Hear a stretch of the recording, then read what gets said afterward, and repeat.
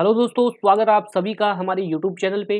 दोस्तों, आज जो मैं आपके लिए वीडियो लेके आया हूँ उसमें हम डिस्कस करेंगे 25 सितंबर के जितने भी इंपॉर्टेंट करंट अफेयर्स के क्वेश्चन हैं वो सभी साथ में ही जानेंगे। उनसे रिलेटेड जो भी एक्स्ट्रा फैक्ट होंगे वो तो प्लीज़ आप वीडियो के साथ अंत तक जरूर बने रहे। और अगर आपने मेरे चैनल को अभी तक सब्सक्राइब नहीं किया तो प्लीज़ चैनल को फटाफट सब्सक्राइब कर लीजिए।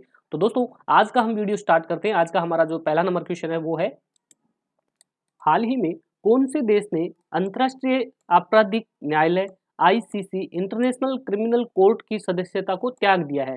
तो ये किया है माली, बुर्किना फासो और नाइजीरिया ने। तो ऑप्शन नंबर 4 है वो यहाँ पे राइट होगा। उपरोक्त सभी इन तीनों कंट्रियों ने आईसीसी का त्याग कर दिया है, उनकी सदस्यता को भंग कर दिया है। और आईसीसी इंटरनेशनल क्रिमिनल कोर्ट है, इसका जो हेडक्वार्टर है वो है हेग, नीदरलैंड में। और ये है रोम संधि द्वारा 17 जुलाई 1998 को अंतर्राष्ट्रीय क्रिमिनल कोर्ट की स्थापना की गई थी और इसको 1 जुलाई 2002 को लागू किया गया था। और इसकी जो कुल सदस्य देश है वो है 125 प्लस इसके टोटल सदस्य देश है। और रोम संधि पर हस्ताक्षर नहीं करने वाले अगर सदस्यों की हम बात करें तो उनमें से भारत, चीन, रूस, अमेरिका और इजराइल जैसे देश है जो रोम संधि पर हस्ताक्षर नहीं किए, जिसके तहत वो इंटरनेशनल क्रिमिनल कोर्ट की सदस्यता नहीं ली थी। और हाल ही में इस सदस्यता को छोड़ने वाले देश बने हैं माली, बुर्किना फासो और नाइजीरिया। नेक्स्ट क्वेश्चन है, अंतर्राष्ट्रीय सांकेतिक भाषा दिवस 2025 कब मनाया गया? तो अंतर्राष्ट्रीय सांकेतिक भाषा दिवस 2025 है वो मनाया गया है 23 सितंबर को। तो ऑप्शन नंबर 3 है वो यहाँ पे राइट होगा, 23 सितंबर। और इस साल जो इसकी थीम थी वो थी नो ह्यूमन राइट्स विदाउट सिंग लैंग्वेज राइट्स।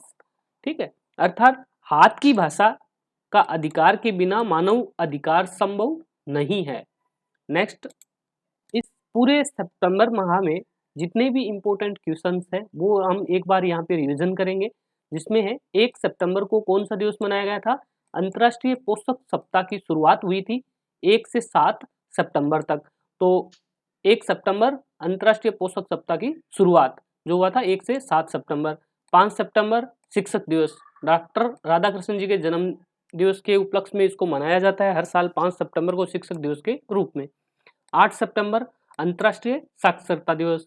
10 सितंबर विश्व आत्महत्या रोकथाम दिवस, वर्ल्ड सुसाइड प्रिवेंशन डे के रूप में 10 सितंबर को मनाया जाता है। 14 सितंबर हिंदी दिवस। 15 सितंबर इंजीनियर्स डे मनाया जाता है। 15 सितंबर को एक और भी डे होता है, अंतर्राष्ट्रीय लोकतंत्र दिवस। और 16 सितंबर विश्व ओजोन दिवस के रूप में मनाया जाता है 16 सितंबर को। 18 सितंबर है, इसको मनाया जाता है विश्व बांस दिवस के रूप में।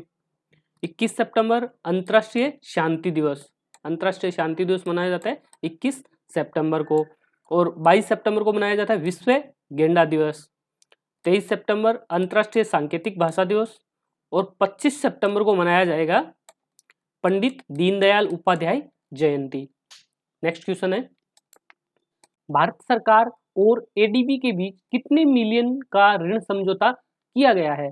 तो भारत सरकार और एडीबी के बीच में अभी जो ऋण समझौता हुआ है वो है 120 मिलियन डॉलर। तो 120 मिलियन डॉलर का भारत सरकार एडीबी से ऋण लेगा। तो ऑप्शन नंबर 1 यहाँ पे राइट होगा, 120 मिलियन।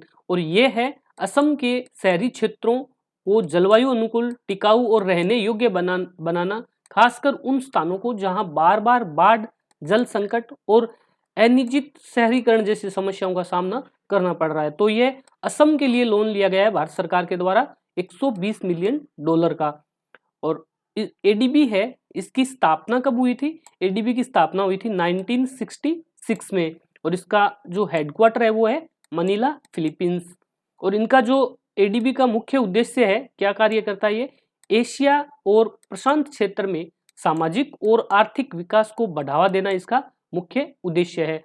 और एडीबी के जो टोटल सदस्य देश है वो है 68 प्लस देश है जो एडीबी के सदस्य देश है, और भारत भी उनमें एक सदस्य है।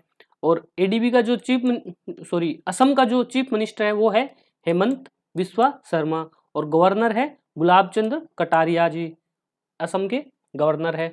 नेक्स्ट क्वेश्चन है, हाल ही में दादा साहेब फाल्के पुरस्कार 2025 किसे दिया गया है। तो दादा साहेब फाल्के पुरस्कार है, ये कब दिया जाता है? ये दिया जाता है फिल्मी जगत का सबसे बड़ा ये पुरस्कार है और इस साल 2025 में ये दिया गया है मोहनलाल जी को। तो ऑप्शन नंबर 3 यहाँ पे राइट होगा, मोहनलाल। मोहनलाल है ये मलयालम सिनेमा के अभिनेता है और केरला से बिलोंग करते हैं। मलयालम सिनेमा के अभिनेता है और केरला से बिलोंग करते हैं और इस साल इनको दादा साहेब फाल्के पुरस्कार 2025 से नवाजा गया है। और ये इस साल जो इनका संस्करण था वो 71वां राष्ट्रीय फिल्म पुरस्कार था जो इनको मिला है। और ये पुरस्कार फिल्म 2023 की उपलब्धियों को 23 सितंबर को 71वें राष्ट्रीय फिल्म पुरस्कार समारोह में दिया गया है।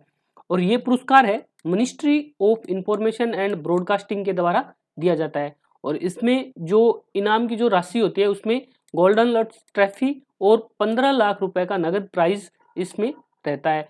और दादा साहेब फाल्के पुरस्कार है, इसकी शुरुआत हुई थी 1969 में और पहला दादा साहेब फाल्के पुरस्कार है वो किनको दिया गया था? देविका रानी को। कब दिया गया था? 1969 में। नेक्स्ट क्वेश्चन है, आयरन बीमा मिसाइल का सफल परीक्षण कौन से देश ने किया है? तो आयरन बीमा मिसाइल है, इनका सफल परीक्षण किया है इजराइल ने। तो ऑप्शन नंबर 3 है वो यहाँ पे राइट होगा, इजराइल। इजराइल ने आयरन बीमा का एक हाईटेक लेजर आधारित एयर डिफेंस सिस्टम है जिसमें इजराइल ने विकसित किया है और ये सिस्टम विशेष रूप से कम दूरी की हवाई खतरों जैसे रॉकेट, मोर्टार, ड्रोन और बमबारी को ट्रैकिंग और उसे नष्ट करने के लिए डिजाइन किया गया है। वो आयरन बीम की प्रभावी रेंज है वो लगभग 7 किलोमीटर तक की है। 7 किलोमीटर तक ये मतलब अपने खतरों को भाप सकता है और उनको नष्ट करने में सक्षम है। और जो इजराइल है उसकी कैपिटल है जेरूसलम, करेंसी है इजरायली न्यू स्केल और वहाँ के जो पीएम है वो है बेंजामिन नेतन्याहू। नेक्स्ट क्वेश्चन है, यो हाइड्रो प्रोजेक्ट और टेटो हाइड्रो प्रोजेक्ट है ये कौन से राज्य में लगाया गया है? तो हाल ही में मोदी जी ने 22 सितंबर को अरुणाचल प्रदेश और त्रिपुरा में अपना दौरा किया था जिसके दौरान अरुणाचल प्रदेश में हियो हाइड्रो प्रोजेक्ट और टेटो हाइड्रो प्रोजेक्ट का उद्घाटन किया था। तो ऑप्शन नंबर 1 यहाँ पे राइट होगा, अरुणाचल प्रदेश। अरुणाचल प्रदेश में ये यारजेप नदी के ऊपर ये 2 परियोजनाओं का उद्घाटन किया गया है और इन हाइड्रो परियोजना है इनका जो टोटल लागत आएगी वो है 3700 करोड़, 3700 करोड़ इसकी टोटल लागत रहेगी। और ये संयुक्त रूप से विकसित किया जाएगा अरुणाचल प्रदेश सरकार और north eastern electric power corporation limited के द्वारा संयुक्त रूप से इसको विकसित किया जाएगा। और ये यारजेप नदी पर बना हुआ है तो आप नदी का नाम भी याद रखिए, अरुणाचल प्रदेश में है यारजेप नदी। और जो हियो हाइड्रो प्रोजेक्ट है इसकी जो कैपेसिटी है वो है 240 मेगावाट, 240 मेगावाट हियो हाइड्रो प्रोजेक्ट की कैपेसिटी है। इसका उद्देश्य है अक्षय ऊर्जा उत्पादन क्षेत्र की बिजली जरूरतों को पूरा करना। और वही टेटो जो हाइड्रो प्रोजेक्ट है इसका जो कैपेसिटी रहेगा वो है 186 मेगावाट और इनका उद्देश्य है ऊर्जा सुरक्षा और स्थानीय विकास। अरुणाचल प्रदेश के जो सीएम है वो कौन है? वो है पेमा खांडू और राज्यपाल है लेफ्टिनेंट जनरल के.टी. पटनायक और अरुणाचल प्रदेश की राजधानी है ईटानगर। नेक्स्ट क्वेश्चन है, हाल ही में सीपीसीबी का 51वां स्थापना दिवस कब मनाया गया है? तो सेंट्रल पोल्यूशन कंट्रोल बोर्ड का 51वां स्थापना दिवस मनाया गया है 22 सितंबर को। तो ऑप्शन नंबर 1 यहाँ पे राइट होगा, 22 सितंबर। और ये गया था, ये मनाया गया था पर्यावरण भवन नई दिल्ली में 22 सितंबर को इसका 51वां स्थापना दिवस मनाया गया है। और इसकी अध्यक्षता किसने की थी? केंद्रीय पर्यावरण वन जलवायु परिवर्तन मंत्री श्री भूपेंद्र यादव ने इनकी अध्यक्षता की थी। और इस अध्यक्षता के दौरान उन्होंने कुछ घोषणाएं की है, वो है क्षेत्रीय प्रयोगशालाएं शुरू की है 2।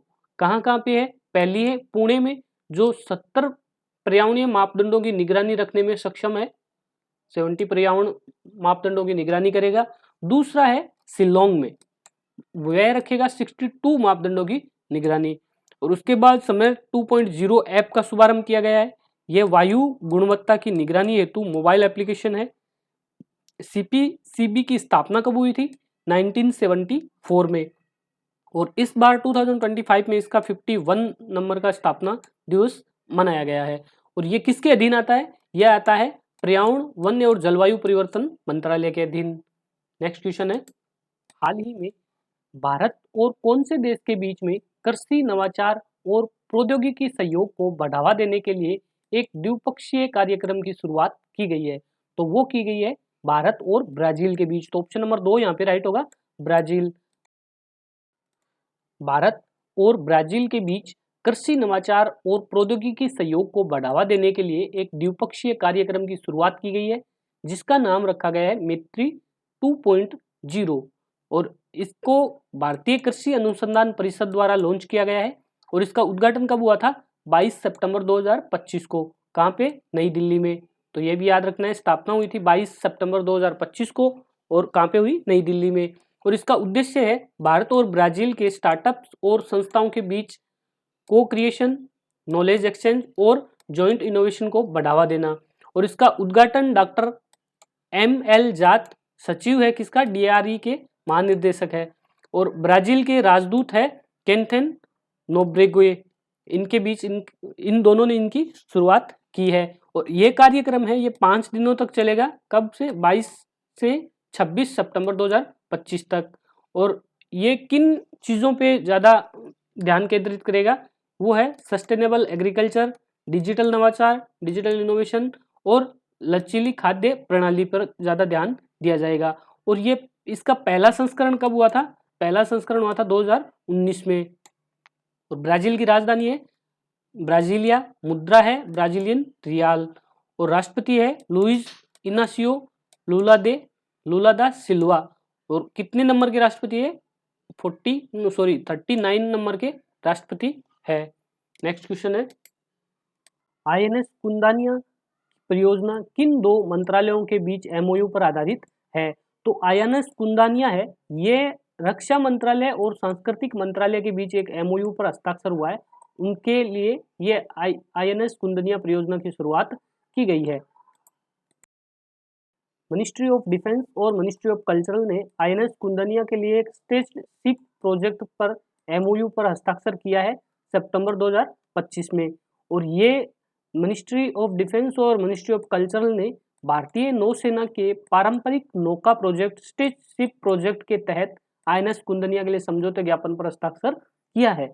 और ये परियोजना है भारत की प्राचीन समुद्री कारीगरी और समुद्री विरासत को पुनर्जीवित करने तथा उसको समृद्ध समुद्री संस्कृति का सम्मान करने के उद्देश्य से की गई है। INS कुंदानिया है, ये पारंपरिक लकड़ी की पाल नौका है जिसको बिना वेल्डिंग या रिवेटिंग किए बिना बनाया गया है। और स्पेसशिप तकनीकी से जिसे नारियल के रेशे, प्राकृतिक राल और सूती पाल का उपयोग करके बनाया जाता है। और INS कुंदानिया है, ये पहली अपनी यात्रा है वो ओमान के लिए करेंगे। तो ये याद रखिए, INS कुंदानिया की पहली यात्रा रहेगी ओमान के लिए। और हमारे जो रक्षा मंत्री है वो है श्री राजनाथ सिंह जी, और जो सांस्कृतिक मंत्री है वो है श्री गजेंद्र सिंह जी शेखावत। तो दोस्तों, आज का हमारा वीडियो यहीं पे समाप्त होता है। आपको वीडियो कैसा लगा प्लीज़ कमेंट बॉक्स में ज़रूर बताएं। और अगर आपने मेरे चैनल को अभी तक सब्सक्राइब नहीं किया तो प्लीज़ चैनल को फटाफट सब्सक्राइब कीजिए। धन्यवाद।